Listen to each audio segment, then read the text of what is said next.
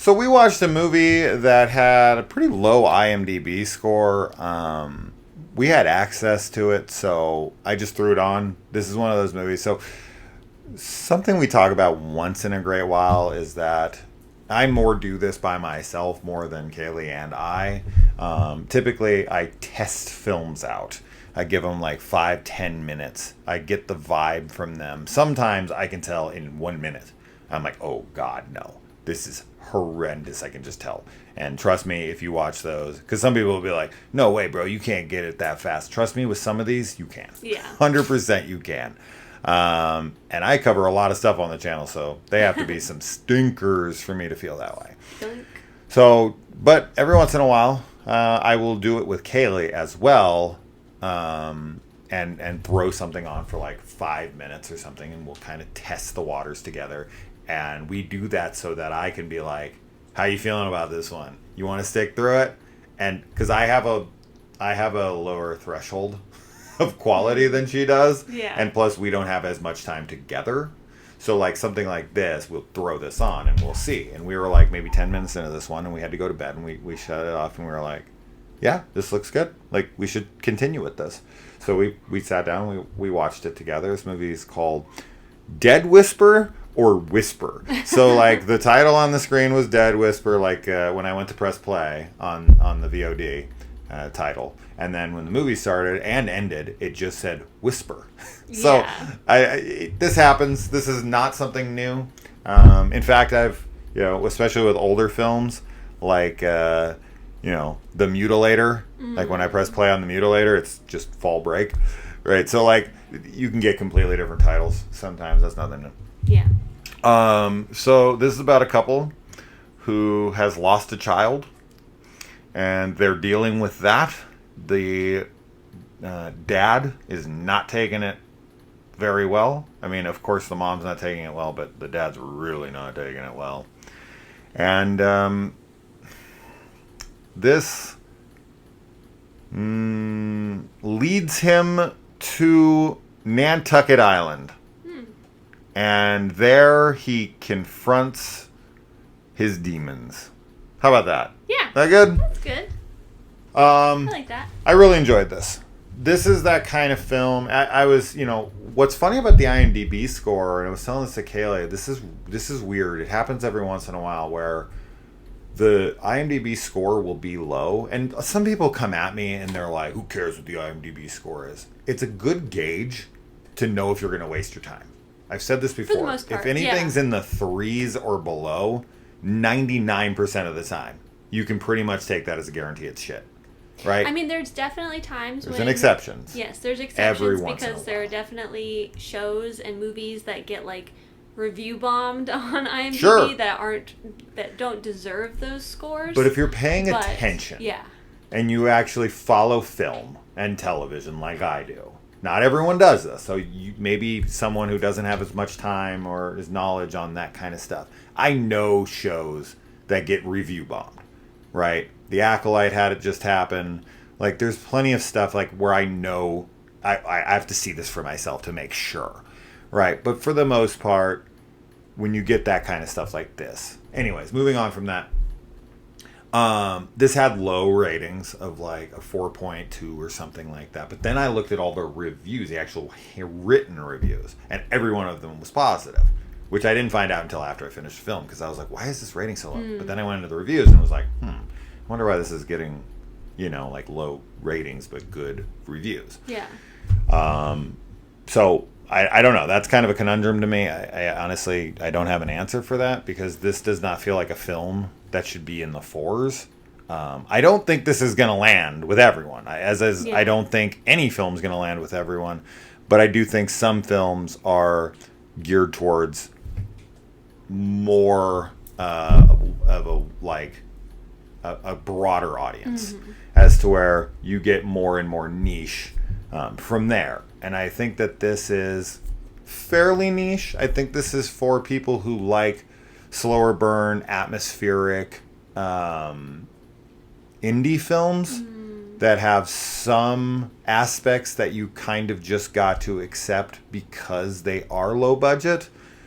But as long as you're vibing with it, I think you'll dig it. I had told Kayla when we were watching this, the movie that it kind of reminded me of a bit while we were watching, because it kind of has that same atmosphere, is something like Shepherd, yes. which I was a big fan of. Yeah. And it's because it's like, it's set in like a coastal, like New England or like Northeastern setting, like a Maine or something like that. That's the way it feels. Right. And I love that aesthetic where that you can like feel the moisture in the air. Yeah. And the like the salt and like the way it's shot. It feels almost like there's like a very fine mist or something to it that feels very coastal.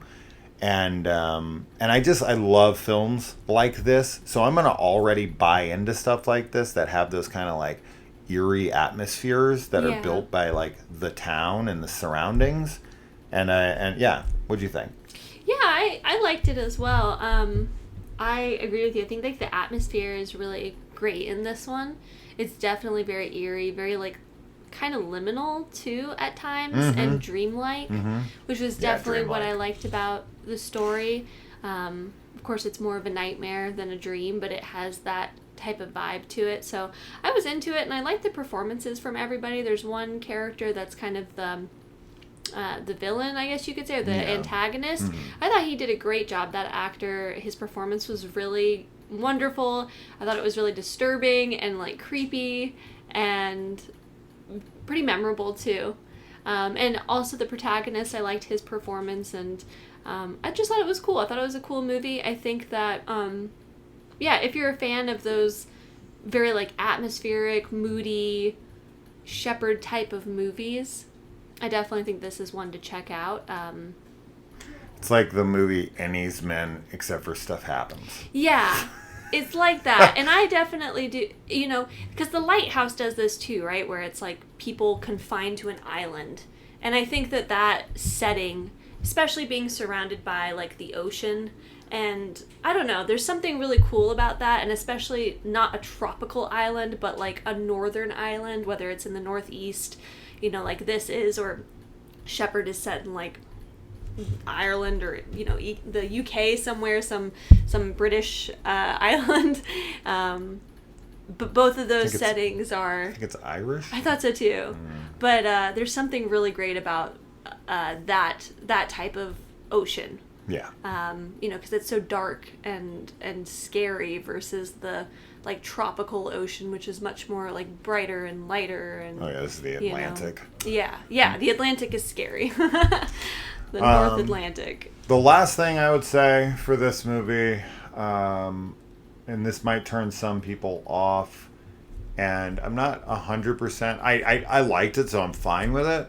But the ending of the movie is a tad bit of a head scratcher. I think on a second viewing, I could piece together what it is, or just kind of be like, why didn't I get this the first time? Like, it's pretty obvious. It could be that. So, but I felt like I was paying pretty good attention. But I did find the ending to be a tad confusing. There's something with like an hourglass and a decision, and I was like, okay.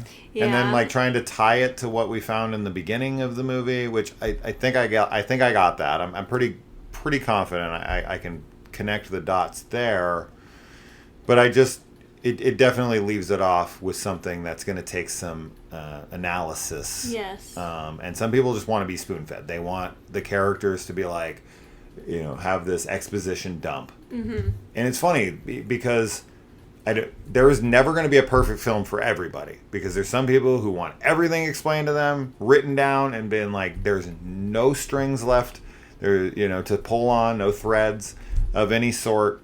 I want every single question answered in the movie, or it's terrible. I mean, I run into this this is probably the most common complaint that I hear from like the basic mainstream audience, where they're just like, I hated that movie. The ending didn't answer questions that I had. Yeah. And it's like, you don't like that? You don't want to like think about it? And they're like, no. They see it as lazy. They're like, Sure. they didn't complete that story. I'm not here to write it for them. That's what they feel. They feel like they went there to relax and have a story fed to them, and the movie's asking them to do work, to do It's funny legwork. because it's nice to have, stories that are just kind of like cut and dry laid out for you. Like, of course, there's nothing wrong with enjoying those types of films, but I've definitely always been the type of person that likes to dissect things and, coming up with your own meaning and how it relates to you, and like your own theories and ideas behind the characters and the story and how it ends. Is like part of the fun of watching films, watching TV shows, reading books, like... Sure. Is just engaging with the content in that way, because I think that people forget that, like, it doesn't exist unless somebody's there to observe it. Like, you're interacting with it, and it's fun to be an active participant versus just like a passive viewer sometimes. Sure. So I like either. Yeah. Sometimes I like I like one, both. and it just depends. If it's good, then I'm happy with it. Yeah. No, That's I all don't. I say. I'm not definitely not knocking like the stories that are just Cut and fully dry. there. Yeah, I like those too, but especially with horror movies, I mean, it can go either way, but with these kinds of films, I like the ambiguity and that. So Yeah, most of the time I do with horror. Yeah. Most of the time I like leaving thinking about like, Because it's so personal, you Yeah. know, when you leave it open-ended to an extent, your brain fills in, what it wants from it. But this is coming from the guy who grew up on like Friday the 13th and Halloween. Yeah, and those kinds those of are the things. cut and It's dry. I don't know what comes there's. and Yeah, I don't know what kills there's people to analyze in Friday the 13th. Yeah, we did though. We just talked well, about fun I don't know. scenes. No, that's not true. We had some like theories about Jason and his history. I think we did a good job kind of unpacking it. We added We stuff added that isn't there. a lot of headcanon, but it was really fun. Yeah. So check those out. And I don't recommend this to everybody. I don't recommend this to people who like Hollywood horror films that have like the highest production value and the best actors and all that kind of shit. That's not what's happening here. If you like the movies that we've mentioned, if you like atmospheric, like possum type movies, I think this is something that's going to be up your alley. So you'll know if this is your thing or not. this has like a Storm of the Century kind of vibe to it, to an extent. Yeah, that has more story though. Yeah, just like the setting. That's all. Yeah. Kind of. This actually would remind me of to a degree is like one of those straight to DVD Hellraiser movies. If you just threw a Cenobite in here, you could probably make this into like Inferno Part 2 or something. So It's anyway. cool though. So. All right, guys, let us know if you watch it. Yeah. Dead Whisper or Whisper. It's somewhere on VOD now. All right, guys. Bye.